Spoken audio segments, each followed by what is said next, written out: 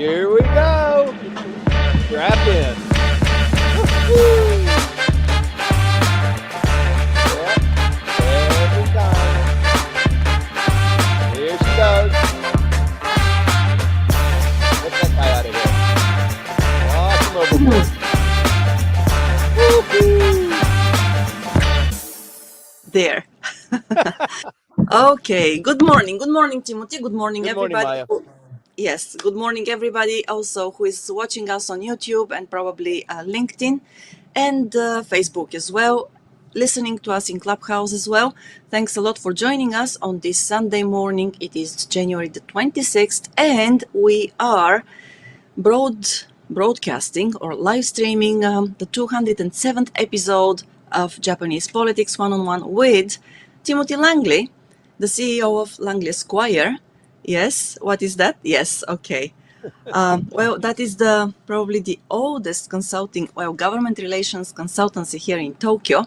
And Timothy, thank you very much for joining us today, this morning. I know that you are busy. You have been actually preoccupied with a lot of things about your boat and spending a great time on her. So, but anyway, we are here now, and I'm just passing it over to you so that we can hear what you're going to tell us about today. Great. Thank you very much, Maya, and good morning, everybody. Thank you for attending and to join us in the audience of Japan Hands. This is the 207th. We have one more episode, Maya, and it's 4 full years. Yes. And it's not just 4 full years, but it's 4 full years of every GD Sunday together. You know, I'm not very big on acronyms, but I know the meaning of the acronym you use. So 208, that will be next year. I guess I'll wear a funny hat and we'll blow horns or something like that. But thank you very much, everybody, for supporting us and for sticking with us. And there is a group of you that have been with us just from the beginning, and we really appreciate that. We also appreciate you commenting so favorably on the synopsis that we also circulate. And if you're not getting that, please write to us or add a comment to Maya, and we'll put you on the name list there. So let me get right into it. As you know, the diet started on Friday. This is a 150-day session. It started on Friday. The emperor crosses over the moat and he opens the diet. That is one of his constitutional duties. He is the head of state. The prime minister is not the head of state. The emperor is. And so he has certain obligations and functions that he performs, but very, very little on the political front. This is one of them. The yen closed out at 156.03 to the dollar on Friday. It did strengthen to the 155 yen to the dollars to the yen earlier in the week, and I think it was following the inauguration of President Trump. So the yen strengthened a bit. The president signed some executive orders. None of them had to do with tariffs. I think it relaxed people a little bit, and it strengthened the yen. It came back up to the 156 region, but it's, last week at this time, it was the same number, 156.28. So it strengthened just a tiny bit. And I think it encouraged the Bank of Japan. They had their 2-day meeting, as you might know or remember us talking about, on Thursday and Friday. So it always happens at the end of the month. The governor of the Bank of Japan, Mr. Ueda, makes a pronouncement. He talks about the yen fluctuation. He talks about the interest rate, that sort of thing. But he did make a pretty big an announcement on Friday. He said that he would raise the interest rate almost 50% from what it was. It's now at 0.5% from 0.25%. So that's the highest since 2008. And he wants to do this as a opportunity to get Japan away from this, basically free money kind of scenario.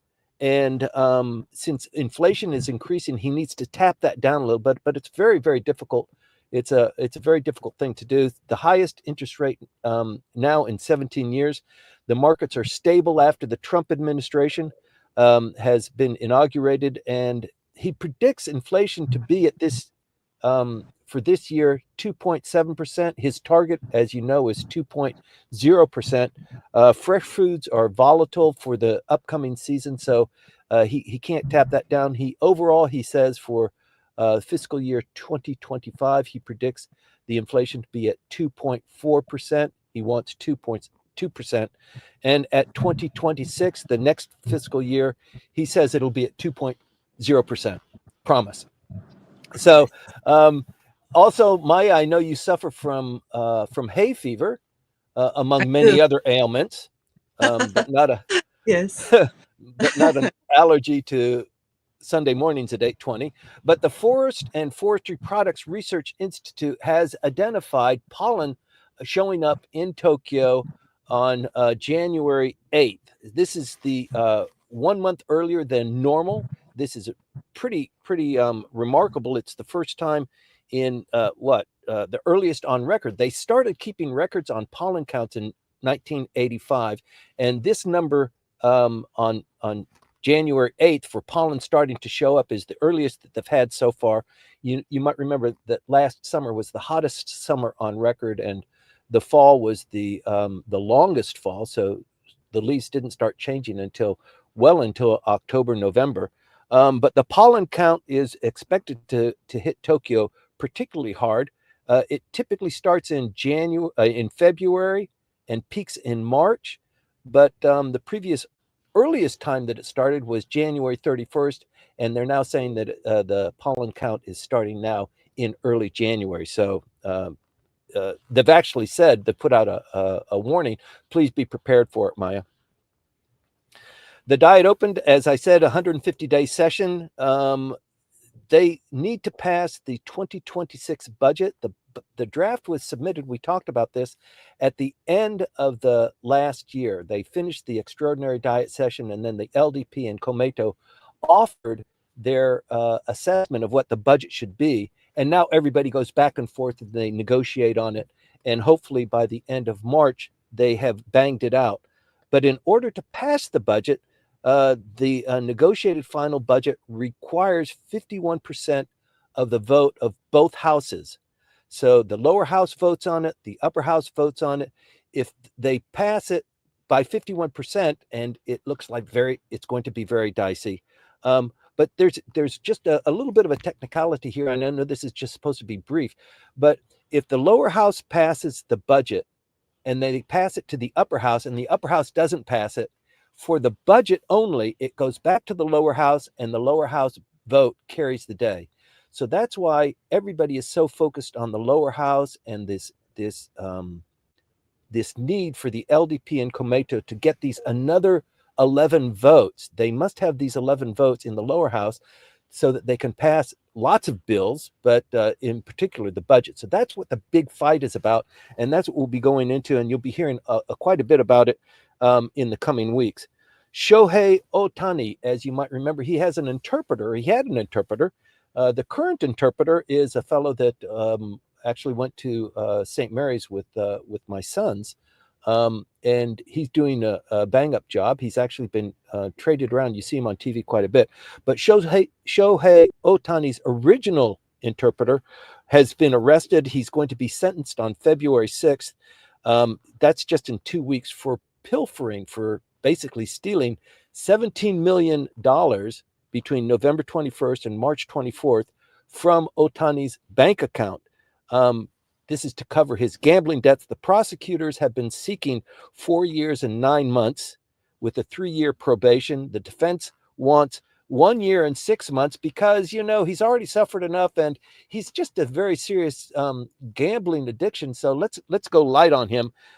So let's see what happens with that. It's not really political in nature, but it is something. Shohei Ohtani has political implications too, as does a lot of things going on in the sports field and in the entertainment field, but I'll get into those later. Maya, I want to turn it over to you, but I just want to tee up these first points for our audience.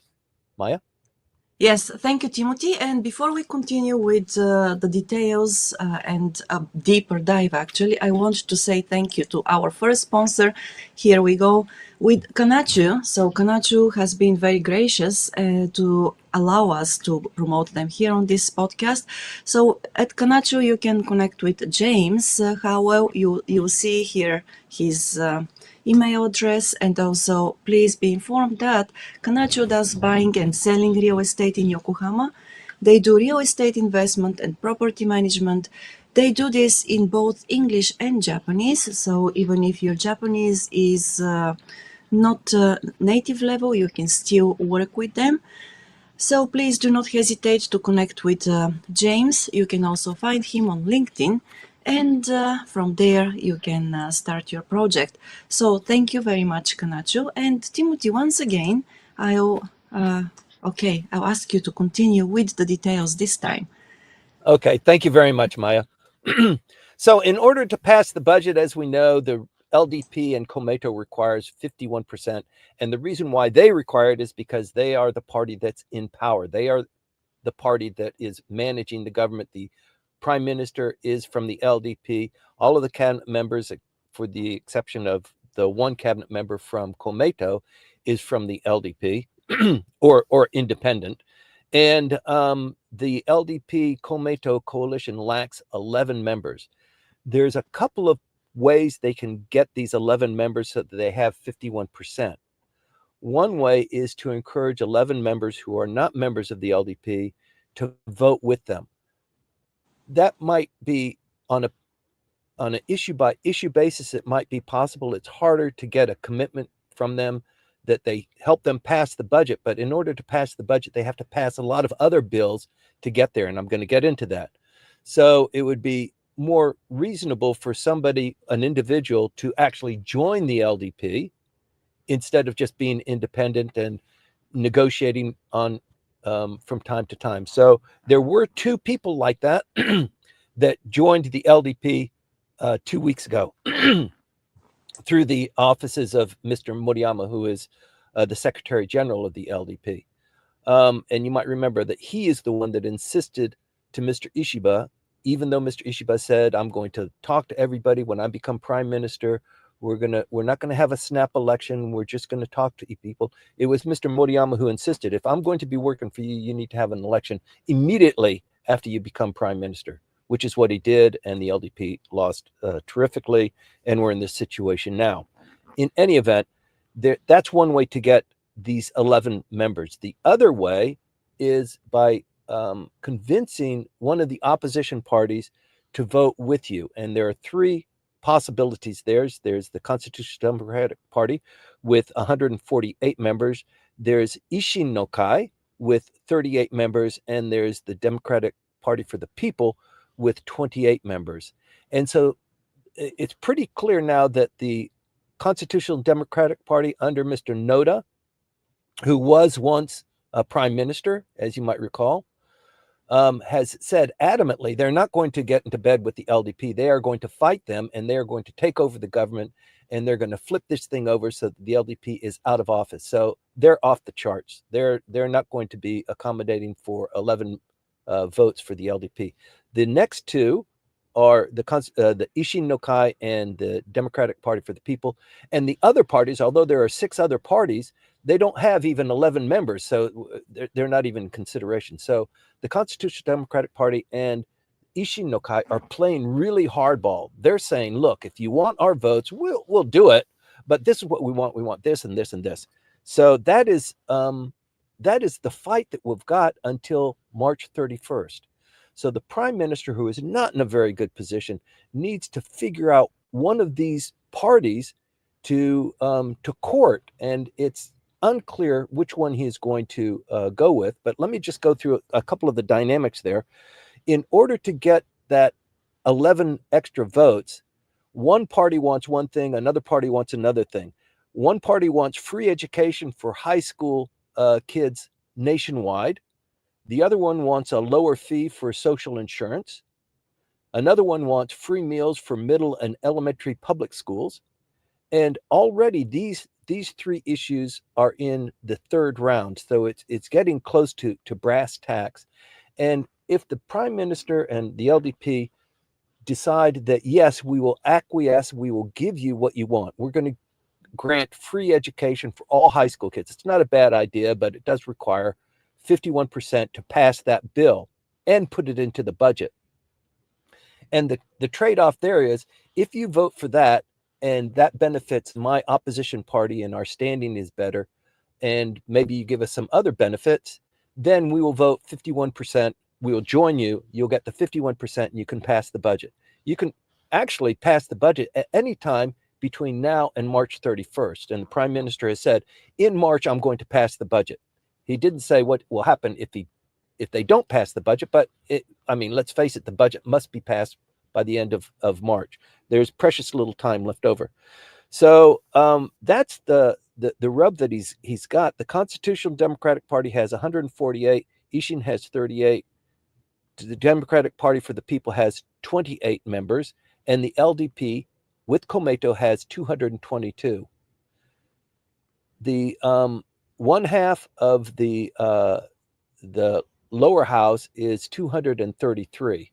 So they're scratching, but it's no cigar. So the LDP's main rival is the Constitutional Democratic Party under the leadership of Yoshihiko Noda. And he said, look, in order for us to really do business with the LDP, you have to clean up the kickback scandal. There's so much that we don't know. And we want to have clear answers on who took the money, who ordered the money should be distributed this way, how many people have been involved, that sort of thing. So they're really holding their feet to the fire. And there are 3 more members of the LDP who must testify this coming week about what their involvement was. They arrested the accountant for the LDP in the local chapter 2 weeks ago. We reported on that. He's singing like a bird, telling the diet session what his involvement was. He's telling the public prosecutors who is involved in that. So we expect far many more revelations coming out. And the rub here is that it really paints the LDP in a very bad light. And with LDP elections coming up, or with national elections coming up this summer in the upper house, and local elections for Tokyo coming up just 1 month before that, there are a lot of diet seats that are occupied by the LDP. They occupy almost more than a majority of the house of the local seats. With some of those members that are currently occupying the seats implicated in this scandal, they could be losing their seats. And so it's a free-for-all for the opposition parties. So that's what they're lining up to. And we're going to talk about that. So people are watching very carefully. There are 4 regional elections today on Sunday, 2 for governors, 1 for mayor, and 1 for a local assembly. So people are going to be watching that and seeing the governors, the 2 governorships. Do they flip? Do they go non-LDP? Do they go to the Constitutional Democratic Party? So these elections, the one for mayor and for the city assembly in Kita-Kyushu, which is a big deal, it's a bellwether of what's going to happen. So it kind of likely predicts what the outcome is going to be. And in fact, you might remember Mr. Suga, when he was prime minister, there was an election, an assembly election in Kanagawa in 2021, and the LDP candidate lost his election in Mr. Suga's election district while he was prime minister. And as a consequence of that, Mr. Suga decided not to run for the LDP presidency, and as a consequence of that, Mr. Kishida became prime minister. So it is big. It's very big when you have that kind of implication that you lack the leadership, that the LDP is not doing very well, and all of the knives are kind of half sheathed. They're almost out of their scabbards, and that's what we're anticipating coming up on Monday for this 150-day session. Let me see what else is going on. The Hyogo. The other thing that's come up, we have this money scandal, this political scandal that was initiated presumably by Seiwakai, the Mr. Abe's faction, a long time ago, maybe 20 years ago. And for 20 years, the LDP members have been skimming money and putting it in their pockets. It's been distributed by their organization, depending on a lot of different factors. And it came to light. The public prosecutors jumped on it, but they only calibrated the calculation of how much money each of these members got for about 2.5 years. And if in that period of 2.5 years, the member received more than 30 million yen, then they were chastised and they were kicked out of the LDP, or they were made to do some sort of penance.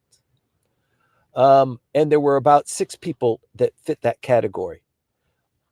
Almost all of them lost their election in this last election. Not everybody did. Mr. Hagiuda, who is in Tokyo, he's a Tokyo assemblyman in the lower house in the 24th district of Tokyo. He came back strong. He was actually one of the top people in the Seiwa-kai. So it does make you scratch your head that somebody of such power and prominence in the faction run by Mr. Abe, which was criticized for this money scandal, and he also was criticized. He's one of the ones that received presumably more than 30 million yen. He was chastised. The LDP didn't support him, but he won his election anyway. It's now turned out that it's not just in national politics that the LDP has been skimming the money and sharing it. It turns out that, excuse me, I dropped my glasses. It turns out that the Tokyo metropolitan government has also been doing it. So the Tokyo metropolitan government is a unicameral legislature. It's headed by Ms. Koike, who is the governor. And the LDP holds a majority of seats there. And it looks like of that majority, almost half of them were taking money or have been taking money, as revealed by the arrest of the accountant. They've done a little bit of digging, and they've discovered that it's not just nationally in the parliament within the LDP or in Tokyo, but it's actually identified in Hyogo Prefecture too. Hyogo Prefecture is the prefecture where you might remember the governor was implicated for bullying. He came in as a new governor. The bureaucrats didn't quite like it. He was shaking things up. There were 2 suicides, and he was criticized and forced to resign. He resigned, and then he ran for governor again, and now he's still governor. So Hyogo is a hotbed of activity, and it turns out that they have also been participating in the same sort of scheme within the LDP chapter. So it looks like this kind of scheme might have been a copy and paste. It worked in Tokyo. It worked for Hyogo. It's a way to collect and attract and keep alliances with these diet members. It looks like it could be a much bigger scandal. So the whole point here is that in these elections, the elections today, the elections for the Tokyo metropolitan government, and then the upper house election, there's a lot of pain to be distributed to LDP members who have been implicated in the Japanese public is not very forgiving on that sort of thing. So we've talked about a double election. Is there a double election? Can there be a double election? The double election is that either the prime minister or through the vote of no confidence, the members of the Diet call for an election. And a double election is they use the timing to coincide with the upper house election. So the upper house election, this Diet session ends on the 22nd of June. And there is a maybe a 15-day election cycle for the upper house. So it's a longer period. I think the lower house is maybe 12 days. So the election period for the upper house is a little bit longer. There are fewer members there. In the upper house, there are 248, and 50% of them will go up for an election this summer. And the plan is, not the plan, it hasn't been revealed yet. It hasn't even come up, but the option to have a double election so that not only 50% of the upper house goes up for election, but the entire lower house goes up for election too. And if blood is in the water, if the LDP loses significantly in these 4 elections today, and in the upcoming municipal elections in Tokyo that happen almost a month before the upper house elections, if the LDP gets kicked around again, then you can imagine that the opposition parties will join forces. They will push for a no confidence motion, and there will be a closing of the House and a double election. And I think that the prospects of a double election are pretty ripe. And if you look at the momentum, and if you look at the way things have been building up, if you've been following this program, I think you would get that sense too. So it's a very difficult time for the prime minister, and it's something that we should watch very carefully. Once again, I don't mean to put too much of a stress on it, but Mr. Hagiura was of the gang that was running Seiwa-kai after Mr. Abe died. Mr. Hagiura was in that leadership. He was very close to the prime minister. And they don't know yet who is the person or the group of people who countermanded Mr. Abe's order. Let's stop this money scandal, this skimming of the money and distributing it. It doesn't have a good feel. I don't have a good sense about that. So let's stop it. It stopped until he was assassinated. So a period of about 2 or 3 months. And then after he was assassinated, it started up again. And that's when Bunshun and the Akahata and the press started to pick that up. And then it just really totally snowballed. So we're going to continue to watch that. We're going to watch what's going on and how these things build up, and we'll continue to report to you. We appreciate it that you joined us on, every week. There are other briefings that you can get to on a monthly basis, but we try and keep it crisp and as tight as possible. Please send us your comments and suggestions and, your high fives. We asked you last week to share the comments. We got a lot of results from that, and really appreciate you accommodating us and sharing it with your friends. There's another scandal that's going on. I mean, you can't talk about Japanese politics without the influence of scandals. This next one is not really in Japanese politics, but it's a part of Japanese society that really dominates culture, and that is television. Fuji Television is involved in a huge scandal right now. I've resisted reporting on it because it didn't really impact politics that much. But this scandal is really starting to snowball, and it looks like maybe Fuji Television might go bankrupt as a consequence of that. They are going to have a real press conference tomorrow. Everybody's looking forward to that. That will be open to the press. This will be the second press conference that Fuji Television has organized. The first one was seen as a car crash and not very well managed and kind of deceitful. And so they've caught a lot of flack for that. One of their foreign shareholders, Dalton Investments, I think they hold maybe 7%, a pretty large amount since the shares are distributed. They were very dissatisfied with the performance, and once the scandal had been revealed, and the scandal just once again, there's this, everybody knows who SMAP is. It was a boy band that was very, very popular for a long-running period of time. They disbanded, and one of the members became a commentator and a host and very popular on television. And it looks like in Japanese television, I mean, television in Japan just dominates. Every house has at least 2 televisions in their house. NHK knocks on the doors and forces people to pay a commission or a tax on that. And television in Japan, especially NHK, and just that media holds such a powerful sway in this country. And so somebody like this SMAP individual, his name is Masahiro Nakai. He apparently, it's something of a common practice that they go to parties, they have dinners, things like that, and the girls are pretty much bandied about, offered, without too much consideration about what's proper. It's just kind of one of the cultures apparently they've discovered within Fuji.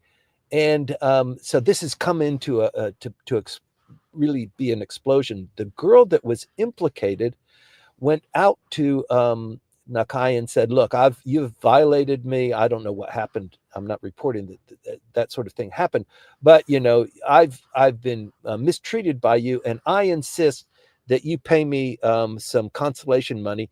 And he did. I don't know if it came out of his pocket or if it came out of Fuji Television's pocket, but she was paid 90 million yen. That's in US dollars about $570,000 just to be quiet and to put this thing away. That was discovered by Bunshun, and then another magazine came up, Josei 7, broke the story, and now he was implicated, and they covered it up. They tried to hush it up. And they had a news conference that tried to deal with it, and that's the car crash that I was talking about earlier. And so this thing has led to all of the companies that promote their services and products, Toyota, McDonald's, all these big companies, Asahi Beer, to cancel their contracts. So now Fuji Television, a huge broadcasting, with huge overhead. It looks like they, without these sponsors who have been abandoning them in droves, just might go bankrupt. And so everybody's anticipating what's going on there. It's actually reached the level of consideration from several members of the cabinet who have asked that they do a review and make sure that Fuji Television is not advising them. They're not promoting certain of their issues or their promotions through Fuji Television. So everybody is just distancing themselves from that. In other news, Ishin-no-Kai,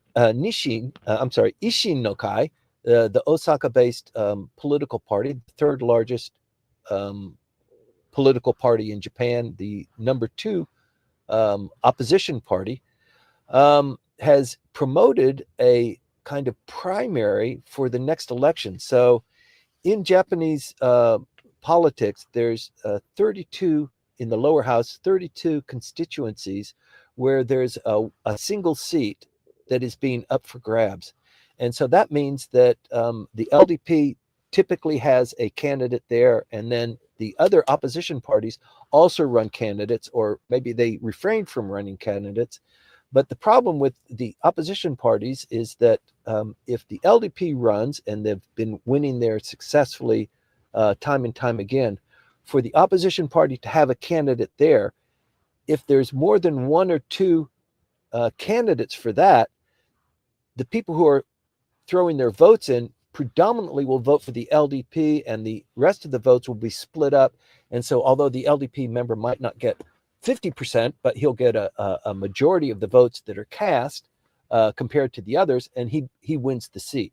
So the idea here being promoted by, it's not a new idea, but being promoted by Ishin right now earnestly, would mean that the opposition parties get together pretty quickly, sometime in mid-February, and they decide on what districts, who's going to be interested in that. The Communist Party, the Socialist Party, Kokumin, who wants to run a candidate there, who has a viable candidate.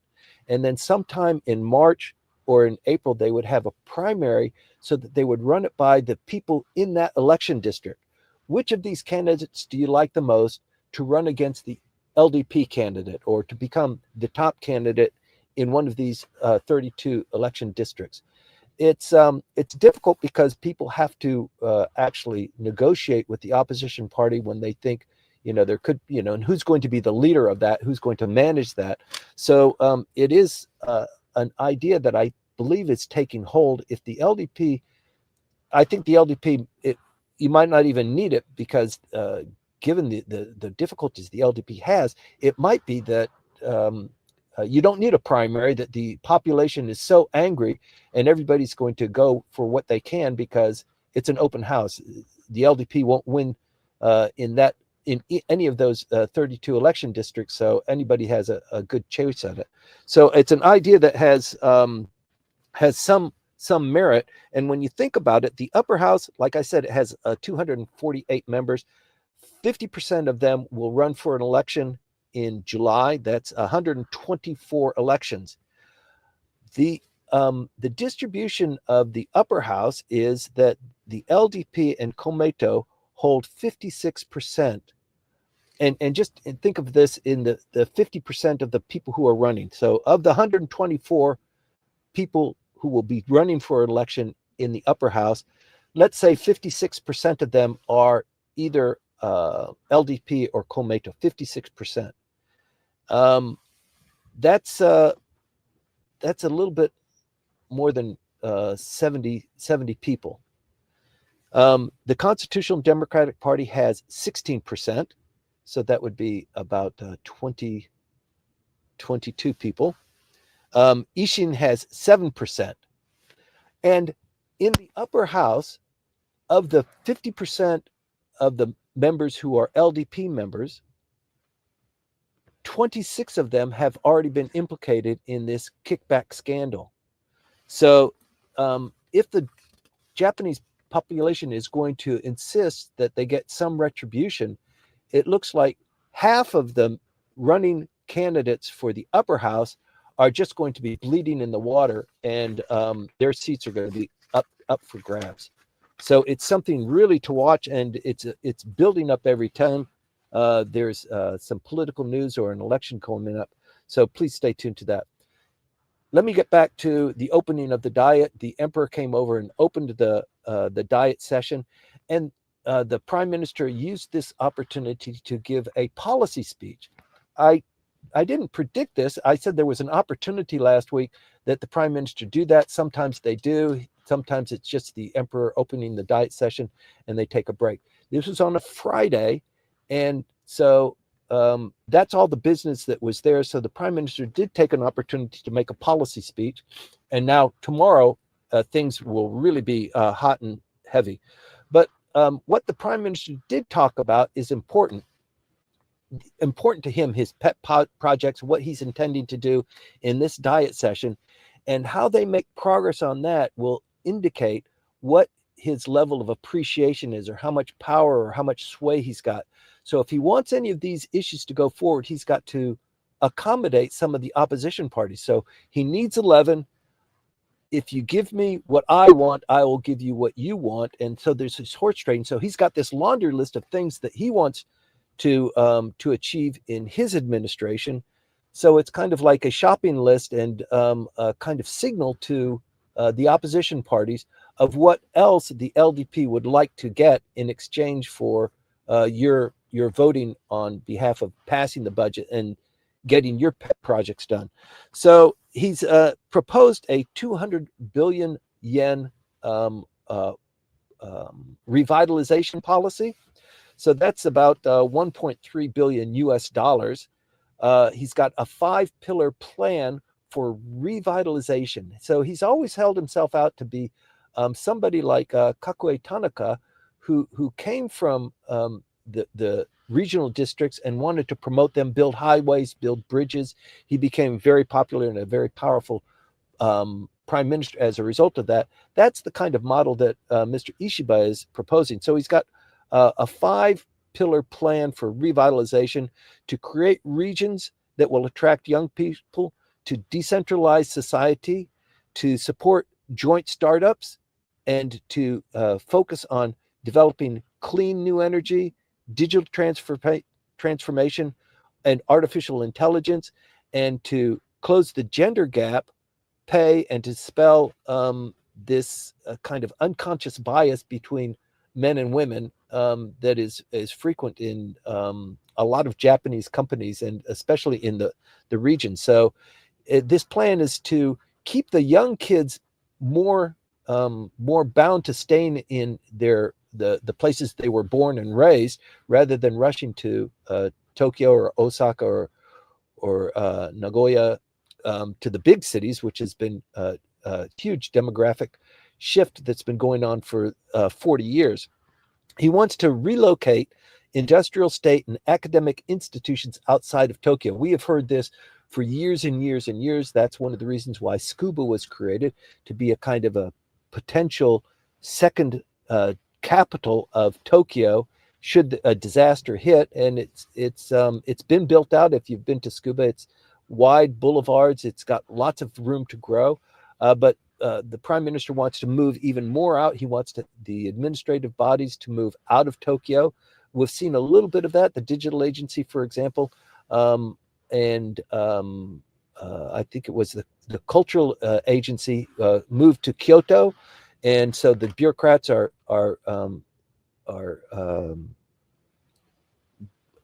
housed both in Kyoto and in Tokyo. But there's a lot that could be done in relocating these ministries. Everything is centralized here. So he wants to have raise the minimal national hourly to 1,500 yen per hour. And you would think that that's not a whole lot of money per hour, but it's a very difficult thing to do. It's a promise that he has said he's going to strive for and reach by 2030.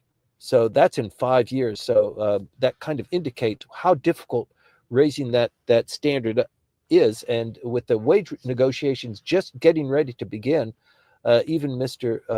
Ueda, the Bank of Japan governor, said it's inevitable that wages will increase. It's going to increase the pressure on inflation. So there's much that we have to do there. So this is not something new. He also wants to tackle depopulation, to give employees 100% of their salary, even while they're on childcare. And he wants to impose a revitalization for nursery school teachers. He wants to give them better pay and better work conditions. He wants to pass an active cyber defense bill. They didn't do it last year at the close of the Diet. They were supposed to. Things got complicated. He's pushed it off. He wants to crack down on yamibaito, which is the kind of underground employment of typically young people, money on the barrelhead for you to do something. So there's a lot of crimes that have been committed, robberies, even house robberies, and including murders of people who don't know each other, but they're connected through the internet, and they're going to get some money if they go rob this house, or if they bust up this watch shop. So that's been going on for a long time, and he wants to crack down on that. He also wants to crack down on host club shenanigans. So there's been a lot going on in the host club. You might have heard that for the host club and the hostess club.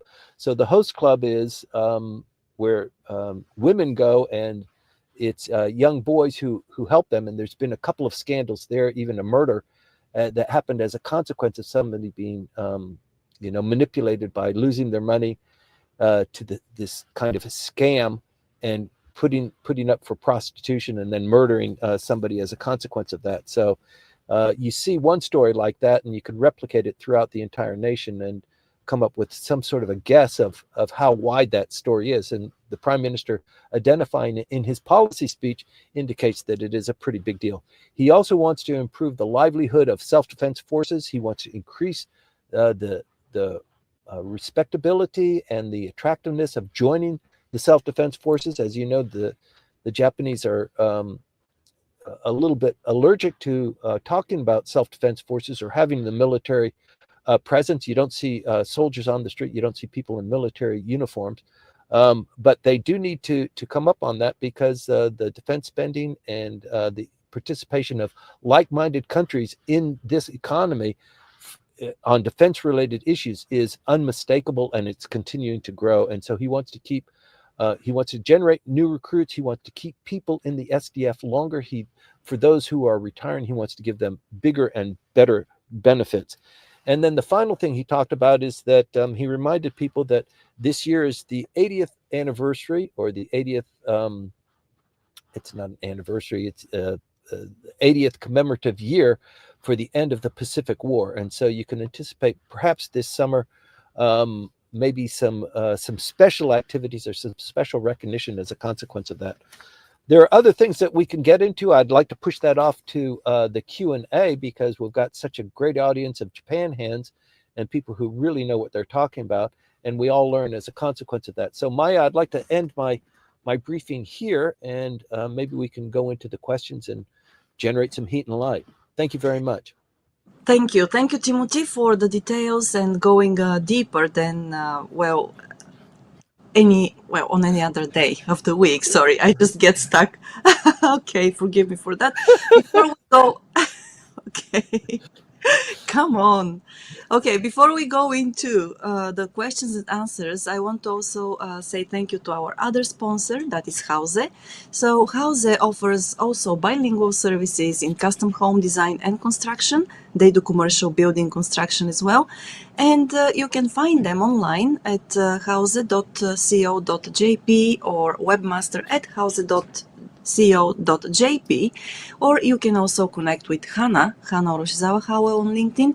You'll find her contact details in the description of the video on YouTube. And now we are going back, Timothy, to the questions and answers. So many thanks to everybody who writes questions to us and sends them, and also thanks for sharing your comments with us as well. I want to start with a comment from Daniel Maggs first, before we go into the earlier comments and questions of today. Hi, Daniel. Hi, Daniel, and thank you for sharing that. So Daniel writes about the LDP's history of money. So basically, while we were talking about the slush fund scandal, Daniel shared his thoughts on this. So he writes, the LDP's history of dirty money goes right back to its founding. The CIA facilitated the seizure and transfer of assets from China on the black market to provide initial funds, and made covert payments to LDP members for years afterwards through to the 70s to gain information and help gain acceptance of US bases, etc. Yes, this is a bit of history which is not widely promoted, and I think that not many people are aware of it actually, but it is there, and that's what it was. Okay. Yes, I don't have I don't have much to add to that, Daniel. I appreciate the insight. It's something that I think a lot of, I mean, most of the Japan hands are familiar with that, and the creation of the Liberal Party and the Democratic Party and the merger of them, and the involvement of the United States and the CIA in doing that, and all of the money that was generated, and all of this, I mean, at that point in time, stabilizing Japan was such a big issue, and the communists were really making great inroads here, and it was just a huge challenge. And that's why the LDP was initially set up. And I think probably that involvement never kind of disappeared. It disappeared from the public eye and from people talking about it. But like as Daniel points out, it's just a part of the material that makes up the situation that we have. But yes, there's been lots of efforts to clean it up, to make things more transparent. But it always makes studying Japan that much more interesting. I appreciate it, Daniel. Yeah, thanks a lot for that. And while you were talking about the slush funds as well, Manabe-san shared a question with us. So the question is regarding the multiple cases of slush funds. Professor Kobe Gakuin University professor Kamiwaki investigated methods and the establishment of a process to bring charges. So do you think that this will put pressure on a base-to-base or case-by-case basis, or is it going to bring an organizational change in the LDP?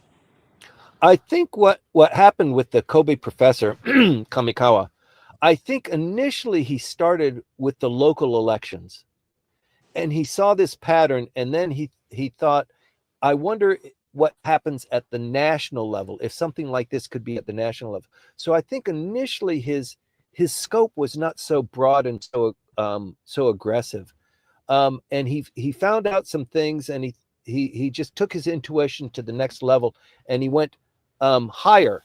And once that story and his research was picked up, and was initially picked up by Akahata, which is the newspaper of choice for the Communist Party. It's produced by the Communist Party. It's the fees that are generated from sales of Akahata support the Communist Party.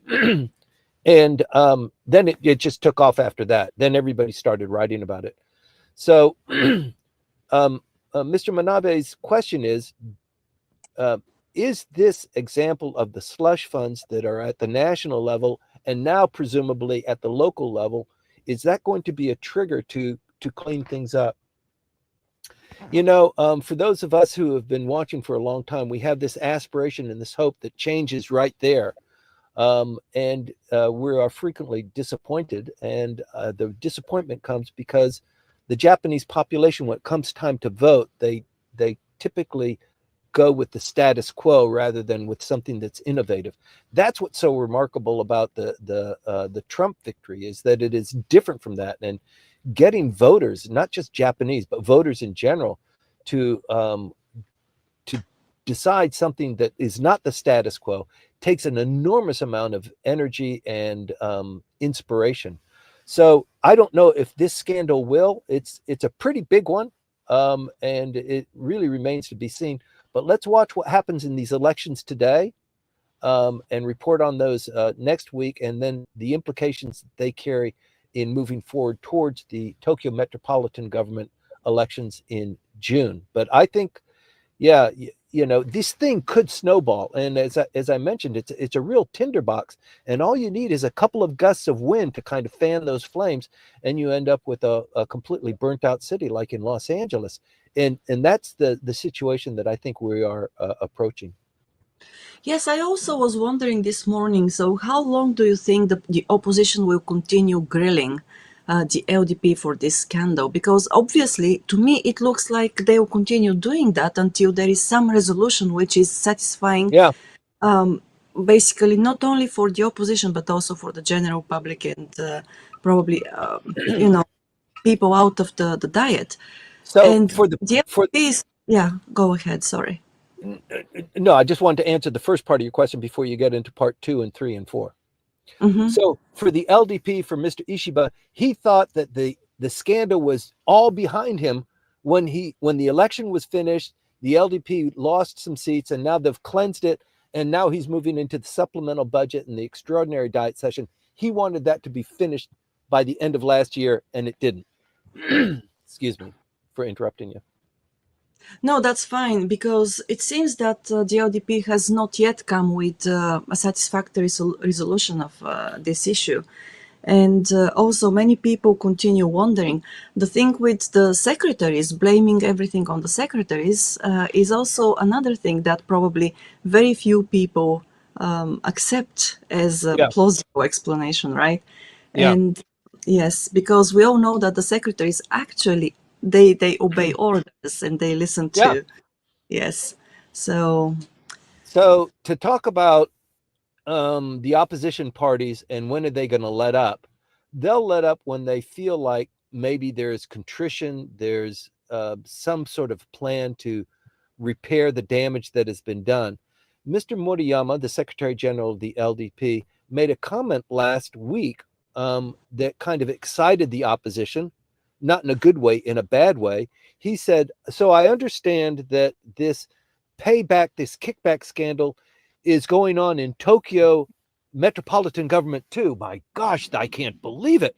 So I insist that we investigate other organs within the LDP who could possibly be doing that. And the opposition party said, organs? What do you mean organs? What various organs are doing that?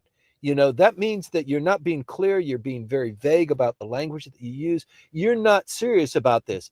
Your bread and butter is this kickback scandal that you also participated in. So the LDP is not full of contrition. It is not remorseful. It is not going to change its ways. We insist that you stop the collection of these funds, that you don't take funds from corporations, from foreigners, that you do it just like all of the other parties do. You either sell a newspaper or you do it some other way, but the way that you guys do it means that you're always going to be in power. So we want a blanket rejection of this tactic of collecting money. That's where the rub is. Right. Okay. Thank you for that. And we've got a couple of comments also on LinkedIn and in Clubhouse. So, Hiroko-san, please give me a couple of minutes to address other questions that came earlier. And also, Cam, please, thank you. Please allow us to answer your question in a while. So, first of all, there are three questions on LinkedIn from Byron again. And the first one is, in February, it is expected that PM Ishiba will visit Washington, D.C. for a summit meeting with President Trump. What, in your assessment, are the major issues that are likely to be discussed at the meeting? Well, hopefully they stay off the golf course. Right. Okay. So this, I guess maybe this came from Cam. I don't know, but the window of opportunity is 3 days: Saturday, Sunday, and Monday. The diet will be in session. He should have gone when he had the opportunity. It wasn't right. The atmospherics weren't good. He didn't do it. The only other opportunity is in mid-February. We have a 3-day weekend, and that's the time that he plans to go. So if there's going to be a summit, he'll travel. Maybe it'll be on Sunday and Monday, but he's got to come back to Tokyo because the diet will be in session. And as you know, there's a lot going on. The Constitutional Democratic Party member has the chairmanship of the Budget Committee, and the secretary of the chairman of the Budget Committee has the ability to call anybody for testimony. And if Mr. Ishiba is getting pummeled by the opposition parties, not just on the money scandal, but on many other things that are going on within the LDP, and making him look bad when he's supposed to be showing up with a summit with the United States or just to meet Mr. Trump. It doesn't need to be a summit. I mean, that's a pretty big deal, but maybe they pull that off. But I think just the opportunity to meet with the president and, get some skin there, that's what's important. My interpretation is that President Trump is not that fond of Japan or Asia. It was great that he had this bond with Mr. Abe, and so that was very helpful. But I think he's more he's a New York guy, and he's mostly focused, as we all know, on the United States. And Europe is one ball of wax, and Asia is a completely other one. But Japan is America's number one ally, I think you could say. But there's just very little affinity. So who the leader is so vitally important. And to establish that kind of bond over a 2 or 3 day summit, I don't know. I don't have a lot of hope for that with this prime minister. But you never know. When he made his policy speech, I didn't report this. When he made this policy speech, which other people, analysts, are looking at and analyzing and reporting on, Mr. Ozawa, you remember Ichiro Ozawa, very powerful politician from many years past, also used to be a very powerful LDP member. He is now a member of the Constitutional Democratic Party, and he said on listening to Mr. Ishiba's speech, this is just kindergarten. What is this guy talking about? So there's this anger and this disrespect for this guy that's eating onigiri and talking with his mouth open, and all of the faux pas that he does. It just really begins to snowball. So I don't know, what could he possibly achieve with Mr. Trump. My hopes are not that very high. I don't know what kind of gift or what kind of personality chemistry that they could build together, but he's got to pull a rabbit out of the hat there. Okay, thank you for that. And question 2 is, what percentage of each item in the budget is formulated by the Diet members, and what percentage by bureaucrats?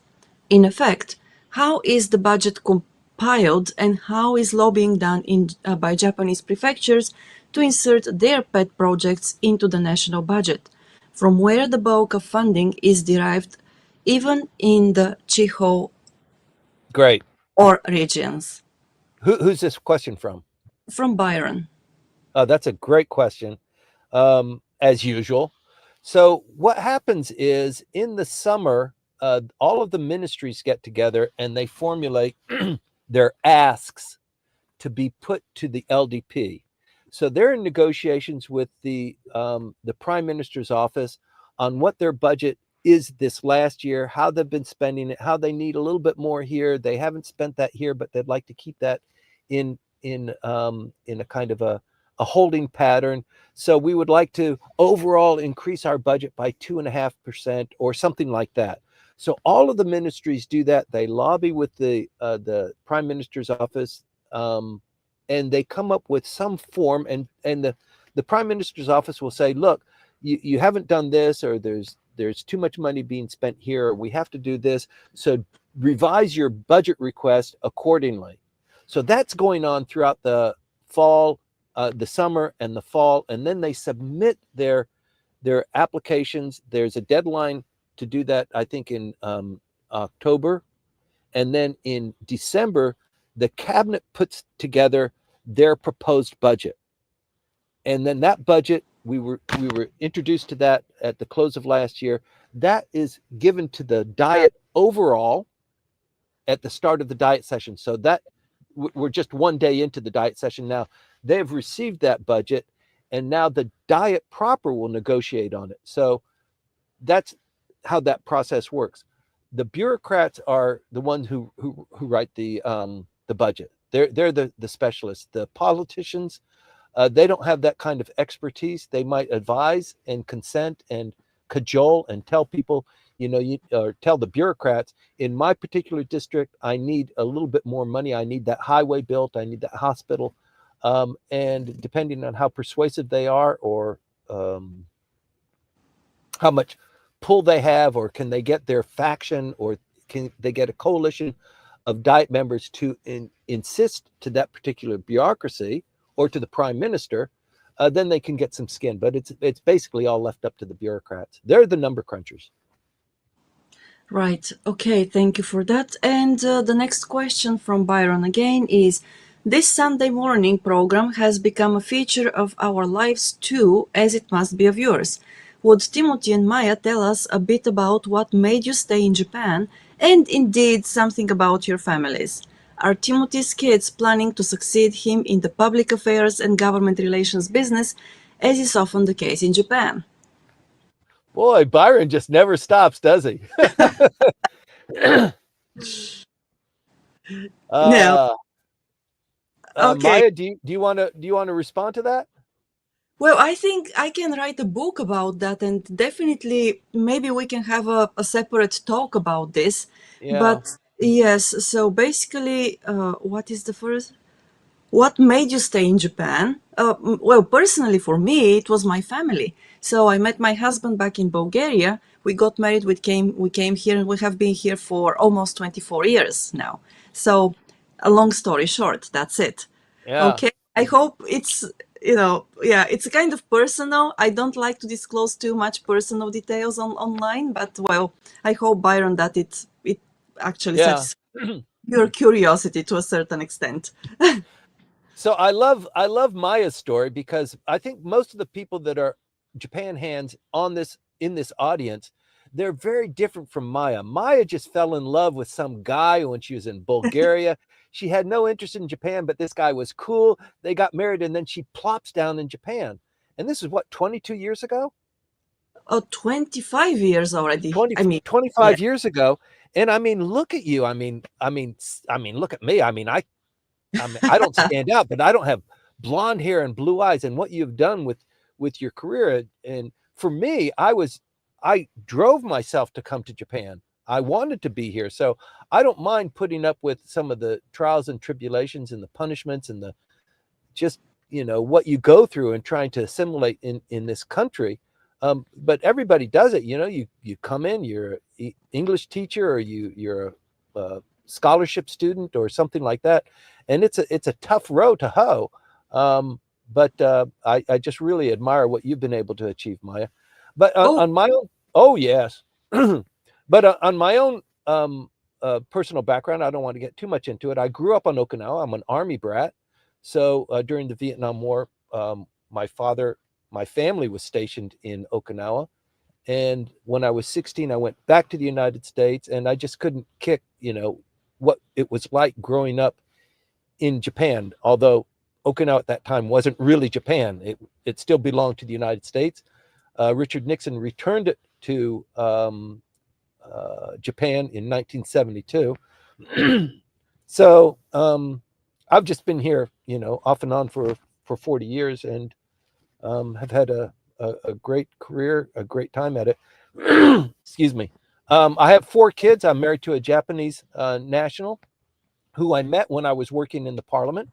So you know that I went to Japanese law school, and then I worked in the Japanese parliament, and I met this young lady inside the parliament. She was also a diet secretary. I went back to the United States to finish law school at Georgetown, and eventually got married to her. I have 4 kids and 3 boys, and my youngest is a girl. She's living in Dallas, Texas, but the 3 boys are here in Japan, doing their own thing. And I don't think any of them are going to succeed me, but I think that they're going to pursue their own interests, similar to what I've been pursuing in Japanese politics and lobbying and government affairs and solving problems. So it's a vibrant economy here. I don't like to go into too much detail there, but I appreciate the question. right. Okay. So Byron, I hope that this is satisfactory. And then if you want more details, probably you need to talk in person or face to face. Yes. Okay. So and then I'm going to Clubhouse, and Cam has a question there.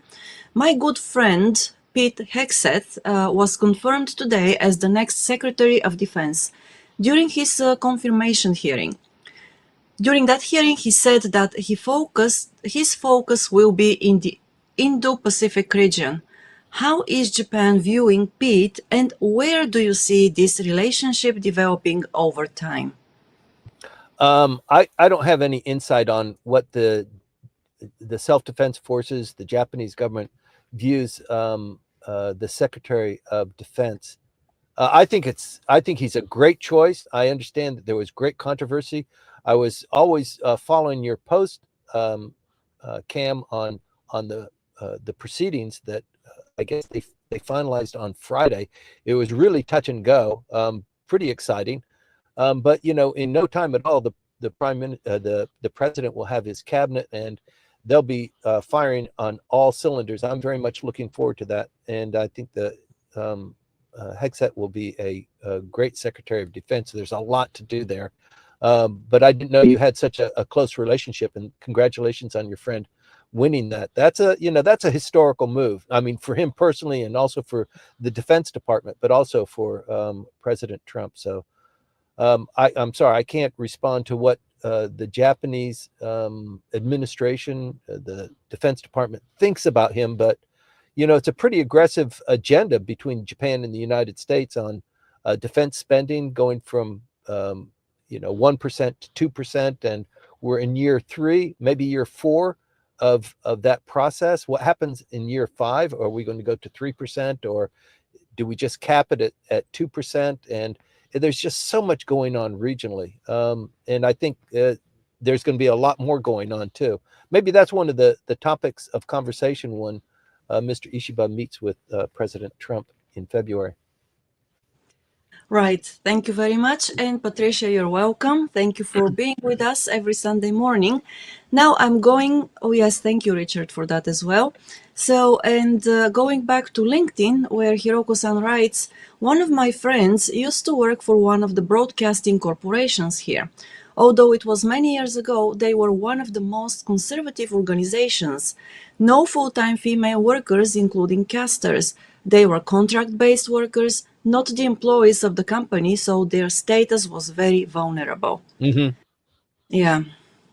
So I also have a friend who just a couple of years ago, she worked for one of the TV broadcasting companies here in Tokyo. And she said the same thing. And it was just, I think, 2 years ago. She was there for a couple of years. She left, she moved on. But even now, so many years later, Hiroko-san, she said the same thing. It's obviously things haven't changed here. Yeah. Well, I mean, it's a volatile industry too. I mean, if you're a newscaster and you've lost your luster, they need to switch you out. And if you're a full-time employee, then either they have to continue to pay you and put you someplace off camera, or they have to, I mean, firing you is just so difficult. So I think it's just, when you're hot, and that's when they pay you the big bucks and they keep you on part-time to do that. But it's a tough industry. But Maya, you just started a new podcast. I think it's on Thursdays. It is on Focusing Friday morning. on Friday mornings, Yes. 10 o'clock in the 10 morning. o'clock. Yes. Focusing on the entertainment industry, which is huge. And I don't know why you hadn't thought of that idea earlier. I mean, what a great idea to talk about it's so huge, and it really drives a lot of the economy and a lot of politics here, what's going on in entertainment. Right. Yes. We were waiting for the right lead host to appear and say, I want to do it. So, yes. Is he part-time or full-time? He's a volunteer, just like me. We are all volunteers here. Yes. That juicy pay we get. Right. Yeah. A very juicy one indeed. Okay. Well, with this, it looks like we have gone through the questions and comments already. So, Timothy, thank you very much indeed for being with us once again on this Sunday morning. Next week, we're going to celebrate the 4th year anniversary of this podcast. So it's going to be really around 4 years. And if you come with us, if you are with us, we'll be very happy to have you and hear from you as well. If you're listening to us now, or you're going to listen to us later, let us know that you have been here. Hit like, subscribe, or follow. Please do that. So yes, we appreciate that. And then again, Timothy, thanks a lot. I know that you're eager to go. You're eager to maybe sail. I don't know. There is a lot of wind here in my part of the town. There's a lot of wind here. You can see, I'm parked right here on the coast. There's a lot of white caps you can see out here. Oh, yeah. Wow. Yes. Oh, we lost you. We lost Timothy. Okay, apologies for this. Hopefully he will come back. But in the meantime, well, thanks a lot again. And please be with us next week again, 8:20, Sunday morning. That's all for the moment. And have a great weekend. Also enjoy the next week.